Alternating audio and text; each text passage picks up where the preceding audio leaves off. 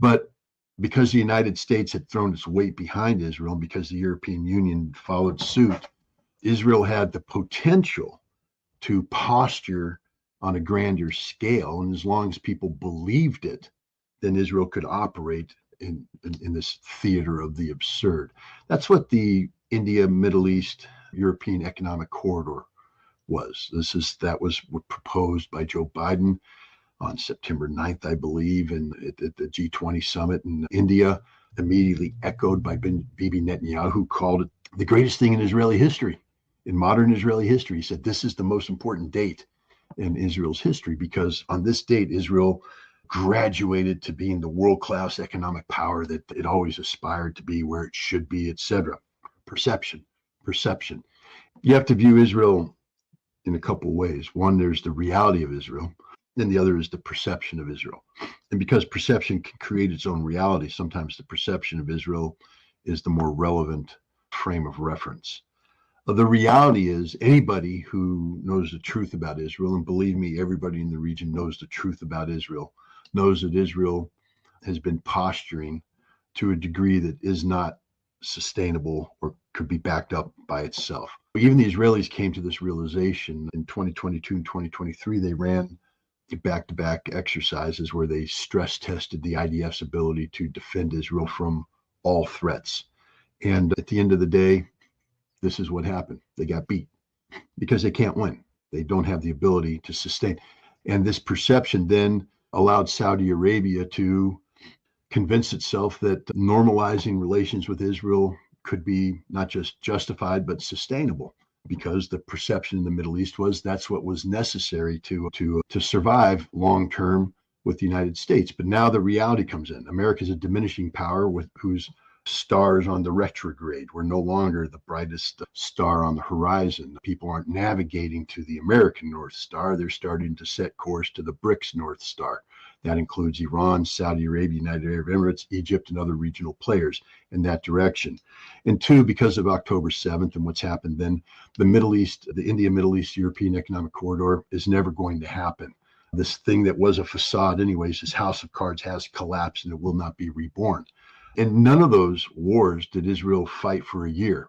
All these wars that they fought, they war gamed, would last or designed to last several months. And if Israel hadn't decisively defeated their enemies in that time period, then Israel would lose because they realized that it was economically unsustainable, politically unsustainable, and militarily unsustainable. Here we're well over a year now, and the Israeli system is collapsing in on itself. That's the reality of Israel, just how fragile Israel is.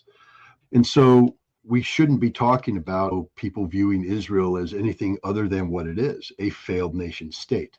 It has considerable military power, but that power is collapsing. It just gave its best non-nuclear shot against Iran, and that wasn't good enough. Nobody fears Israel anymore. I think people are more concerned about the collapse of Israel and what will come from that. I think most Arab nations are more concerned about what a Palestinian state would look like and what the ramifications would be with the creation of a Palestinian state for decades of the Arab world turning their back on Palestinian state aspirations. There's a lot of hard feelings out there right now. What the consequences would be regionally through the empowerment of the axis of resistance if it turns out to be the force that brought into being a Palestinian state. Israel's a defeated nation. Israel's nothing. It's there, but it's hard to project going forward a scenario that has Israel returning to what it was. Those days are done. You have Israel is a deeply fractured nation right now. This is what the retired general was alluding to. You have a handful of people in Israel that will believe whatever the government tells them to believe. These are fanatics. These are truly the criminal element. Many of them are from the United States. I call them Brooklyn Jews or Long Island Jews. These are people who have gone over to Israel for the express purpose of stealing the land of Palestinians, committing crimes against the Palestinians, knowing that they can get away with it, who are in Israel to commit crimes. And so they will back him no matter what. You have another group who are just, who, again, the greater Israel, there's nothing normal about any of these people. And so they can't afford to turn their back on the government of Benjamin Netanyahu because his government is that which brings them relevance and power and sustainability. These people will never change. Let's just be honest. There's only one way to change their mind, that is to make their mind stop functioning. That generally happens with 5.56 millimeters placed right about there on the forehead. These are true genocidals that are incompatible with modern humanity, and yet they exist in Israel in large numbers. And their continued existence poses a threat to not just Israel, but the entire region. Then you have a whole bunch of Israelis who aren't quite as, but are willing to live off the labors of this. That means that they will remain silent while these crimes are being committed, because secretly deep inside in places where they don't like to talk about, they think it's cool to have a greater Israel. They think they dig that. They think that it's good. They're good with it. So they're the good Germans, the good Jews. They don't talk about it, but they know what's happening. And then there's the other ones who are there and they're trying. You see them demonstrating, you see them speaking out, but to no effect. They lack the numbers, they lack the political support both at home and abroad. It's very difficult for an opposition movement inside Israel to gain traction unless they have a corresponding opposition movement in the United States that helps feed them. True or not, let's assume everything they say is true, and we know it's not, but everything they say is true. That doesn't justify what Israel's doing. But Israel's actions compel us to take a look at what happened in the past, because I'm here to tell you right now, there's a large part of this Israeli myth that is just that, a myth and a gross exaggeration. And yet you're not allowed to say that. Remember when Ahmadinejad spoke out about this? The whole thing has to be attacked. You have to tear the whole edifice down and start from scratch. Fact-based recounting of what really happened during World War II and the total disenfranchisement of a Jewish state derived from the crimes of the Second World War. The Jewish state has proven itself incapable of coexisting with mankind, and it must be eliminated. That's just the bottom line. You can't justify it. And here in the United States, the American Jewish community, yes, I know people are going to point to the 500 people that shut down Columbia University and the 1,000 that did this. I'm talking about the millions of American Jews who openly advocate on behalf of Benjamin Netanyahu and the Israeli government for the ongoing. I'm talking about the people who have turned their backs on their own history. The bottom line is the idea that Israel is going to mobilize the totality of its air force to carry out this strike is absurd. They went in with about 100 aircraft. So it's a limited scope and scale strike.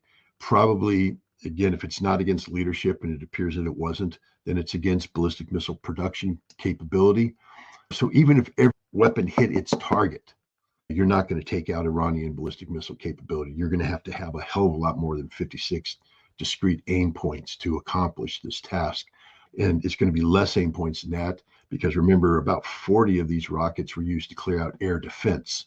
To this degree to which they were successful, we don't know. The Iranians claim to have shot down a lot of these missiles. It appears that some got through to Parchin. We're looking at less than a half a dozen impact points, though, and we don't know what the results of those impact points are.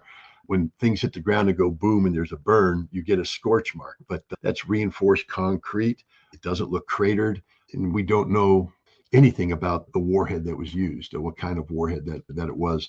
I have to tell people, be careful about looking at photographs when you aren't able to look at them in 3D or have any other reference point, because simply seeing a black mark on the soil means nothing. So it's unknown whether there was any damage done at all. Plus, the Iraqis, I'll tell you this, when they knew they were going to be struck by the United States, they had a similar facility called Volatile solid rocket motor production plant. And in there they had mixers, very high quality mixers that are used to mix the propellant. They removed the mixers to other locations. Even if you bombed, which we did during the Gulf War, we hit these things. And I'm here to tell you, we hit them hard. We hit them direct shots, F-16s with 2,000-pound bombs. We didn't destroy anything. We put a crater in the ground. All their facilities were up and running. After the war, they repaired them instantaneously. And because they had evacuated all the production equipment, it all was brought back in and it was all functioning. We bombed the hell out of that place during the Gulf War, and we didn't end up damaging anything. I think everybody should be worried about any scenario that involves the potential use of nuclear weapons, especially from a rogue nation that has no moral compass, that's shown a proclivity for carrying out acts without question. If you think Israel would hesitate to terminate the lives of 100 million people through a nuclear, think again. They've shown no ability to understand or comprehend the inhumanity that they're inflicting on the people of Gaza, Palestine, and Lebanon. They don't care. They literally don't care. The reality is, until we address Israel's nuclear weapons program head on, And the first part of that is to acknowledge openly that it exists. We can't just simply allow release classified documents to make a passing reference to Israel's nuclear weapons program without pretending that they actually exist. To continue to allow Israel to engage in this deliberate ambiguity program is absurd. We should declare them as a nuclear power, therefore declare them to be in violation of the Nuclear Non-Proliferation Treaty, declare them to be international pariahs, and tell Israel that they will have sanctions put on them similar to or greater than the sanctions that were placed on other pariah states that were found to be in noncompliance, like North Korea, like Iran, until which time Israel declares the totality of its nuclear enterprise and subjects that to dismantlement and inspection by international authorities. This is the only pathway to a continued Israeli existence that could possibly exist, because you can't allow it to exist with nuclear weapons. I think there's some people like myself who believe ultimately we might be able to get Israel to go the way of South Africa, which had a covert nuclear weapons program but ended up declaring it and turning it over for dismantlement. That if there is going to be an Israel that emerges from the catastrophe that it's created for itself, that the conditions of Israel's continued existence would include denuclearization through international inspections carried out by the International Atomic Energy Agency, and along the lines of similar disarmament operations that were done in Iraq and in South Africa. Maybe this could be done in concert with bringing the Iranian nuclear program under control, parallel programs, so that there's an element of reciprocity, etc. I think one of the big problems we face in the United States and around the world is we keep treating Israel as a rational actor, that ultimately we believe Israel would behave the way we would behave in a similar situation, or the way we think we could, meaning that the nuclear option would be the last possible option, and we just wouldn't go and initiate stuff like that irresponsibly. So anybody who thinks that the Israelis took out Iranian ballistic missile production capability simply based upon some blurry photographs and some open source intelligence channel on Telegram or Twitter, you're smoking dope. I'm telling you, I've been in this business. I was in this business for a long time, and it doesn't work that way. The reality is it's far more difficult to destroy something than people would like you to believe. I think at the end of the day, the Israeli attack was largely a failure. It failed to accomplish any of its objectives. It failed to do damage to the Iranian ballistic missile production. It failed to disrupt Iranian anti-missile defense, and it failed to deter Iran from future attacks. But the point is, the idea that Israel is possessing the most moral army in the world is ridiculous. Israel possesses the most morally corrupt military in the world, and it's paying them. They're paying the price, because as we speak, there's a retired Israeli general who gave an interview last week in the Israeli news, and he said he's watching the destruction of Israel before his very eyes. He says the Israeli Defense Force cannot continue to do this. They haven't accomplished a single objective. Not a single objective has been accomplished. They haven't defeated Hamas. Hamas still exists politically and militarily and is resisting very effectively. The Israeli Defense Force is being defeated in Gaza as we speak. Its forces are being closed with and destroyed by Hamas. Hamas has not lost the will to resist. Hamas continues to resist, and this has a devastating impact on the morale of the Israeli forces. To show you the depths to which Israel has sunk as a nation state, they had some reservists killed by Hezbollah in southern Lebanon this past week. At the eulogy of one of these reservists, who was from a family of West Bank settlers, the following was said. They were praising him because when Israel went into Gaza, he went in there saying that he would every Arab man, woman, and child he met. And they were saying this is a good thing. And they said he did. He went in there and they said he was such a lighthearted guy, because when the men in his unit were down, he blew up homes, Arab homes, blew them up. So the explosions would improve the morale of the IDF forces. They haven't done anything in southern Lebanon. They're supposed to be 20 kilometers in on a 100-kilometer frontage. They've advanced a couple hundred meters into southern Lebanon, and they're getting the snot kicked out of them. A major attack last night was repulsed by Hezbollah. The forces retreating from the hill that they were trying to seize went into a valley where they continue to be ambushed. The Israelis are evacuating the casualties as we speak under fire. This is the reality. Every square inch of southern Lebanon is a potential ambush zone that has been reconnoitered in advance by Hezbollah. They know exactly what they're doing. The concept that Hezbollah is without leadership is absurd. So what the hell do you want to talk about in Gaza again? Because the narrative you're putting forward, and I'm not blaming you, is a Western narrative. Yes, Israel's committing a crime. Yes, it's outlawed UNRWA. Yes, the United Nations will probably let them get away with it. Yes, Israel is Palestinians on a daily basis. But this is part of the formula that leads to the total collapse of Israel, because everything I just mentioned only certifies that Israel is a lawless nation operating not just above the law, but with total disregard of the law, an apartheid state that is committing, led by mass that nobody in the world respects. How much longer Israel can sustain this is unknown. The general wasn't optimistic. He was saying that this collapse could happen at any time. On top of all this, Israel is falling in on itself. The fact that Israel would allow a eulogy of this nature to take place publicly and be recorded in Haaretz and other Israeli newspapers shows the depth to which Israel has sunk. Israel is a nation without a moral compass, and now it's dividing, it's falling in on itself. Prior, the Israeli president said that Israel is on the verge of an outright civil war, not civil conflict, not civil disobedience, civil war with armed Israelis fighting armed Israelis. And that general said that's happening right now. Israel is breaking up into factions. They're going to fall in on each other. Israel will consume itself. So they're failing to accomplish their task. They're failing to suppress Palestinian unrest in the West Bank. It's increasing. The level of resistance is increasing. It could become yet a third domestic front. They can't stop the Houthi from shutting down the Israeli economy. This man made that point over and over again. He said, we have lost the world. The world is against us, and we will never get them back. And Iran is defeating Israel. Israel has lost any ability to deter Iran. So, yeah, I know what the headlines say, but I just told you the truth about what's happening to Israel. Israel is a defeated nation led by a corrupt, defeated people, led by an impotent, defeated leader. And their only future is defeat. The intelligence data that was leaked by the United States, whether inadvertently or on purpose, indicated that Israel was going to launch an attack that made use of at least 56 air-launched ballistic missiles. Air-launched ballistic missiles, the ROCs, which is a version that Israel had used previously to strike an S-300 radar, and then what was called the Golden Horizon, which appears to be a adaptation of the Sparrow series of air-launched ballistic missile targets. There's the Black Sparrow, which was supposed to replicate a Scud missile similar to those fired by Iraq during the Gulf War.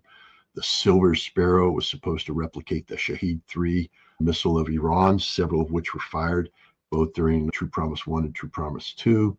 And I think it's a modification of the Silver Sparrow, known as the Blue Sparrow, which Israel uses not as a target, but as an actual offensive weapon. 18 of these were prepared for strikes. They have a longer range than the ROC. I actually wrote an article before the strike that speculated that the likely destination of, or the target for Israel would be the Parchin ballistic missile production facility outside of Tehran, because this is where the ballistic missiles that were used by Iran to strike Israel were made. So there's a direct relationship in terms of retaliatory strike between the targets being struck and what had been done. The old mission planner in me would say that you're going to use these shorter range systems to take out air defense, carving a path through a seam in the Iranian defenses so that the Golden Horizon or Blue Sparrow missiles will be able to reach the intended targets, probably in the vicinity of Tehran. But also given the rhetoric that Benjamin Netanyahu was employing in the lead up, talking about the decisive nature of the Israeli action and linking it to similar decisive strikes against Hezbollah, the assassination of Nasrallah, and the killing of Hamas leadership, there was a possibility that Israel would seek to strike Iranian leadership targets, a decapitation strike. And again, when you look at the size of a 56 air-launched ballistic missile strike, both target sets could be handled with the amount of strike capacity that was in that. So, when somebody's saying that Israel struck 640 targets inside Iran, that's just an impossibility. To launch 640 air-launched ballistic missiles, you would need, because the best you're going to get is 2 per aircraft, 1 on each of the designated hard points underneath either an F-15I or an F-16I. And F-35 will not carry these weapons. You would need to do 600, you'd need over 300 F-15Is and F-16Is, and Israel doesn't have that many. It's just an absurdity to put that many targets out there. To carry out this strike, you needed at a minimum, if it's 56, you needed around 30 strike aircraft. Although some of the aircraft will probably only carry a single weapon, again, depending on the phase that you're in. Each time you put the planes up, you need to combat air patrol. No Israeli aircraft penetrated, no Israeli fixed wing aircraft penetrated Iranian airspace.